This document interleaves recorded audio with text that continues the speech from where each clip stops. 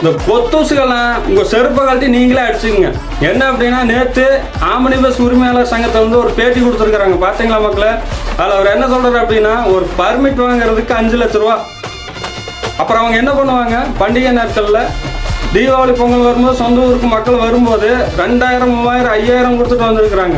இதுக்கெல்லாம் மெயின் காரணம் யார் அப்படின்னா, நம்ம 2021 ஓட்டு போட்டு தேர்ந்தெடுத்து முதலமைச்சராக ஒருத்தர் உட்கார வச்சுருந்தோம் இல்லைங்க, அதுதான் காரணம். ஒரு ஆர்டிஓ வந்து பார்த்து வெரிஃபிகேஷன் கொடுக்கறதுக்கு அமைச்சர்கிட்ட கேட்டு தான் வெரிஃபிகேஷனுக்கு முடியுமாம்மா. எப்படி போன ஆட்சியில்? ஆனால் நம்ம ஆட்சியில் 1 ரூபா கொடுக்காம பர்மிட் கொடுத்தங்காட்டி அந்த ஆம்னி பஸ் உரிமையாளர்கள் என்ன சொல்கிறாங்க அப்படின்னா, 500 பஸ்ஸு அரசு கட்டணத்தில் இயக்க தயார் அப்படின்னு சொல்லி சொல்கிறாங்க. இது எவ்வளோ பெரிய மாற்றம்!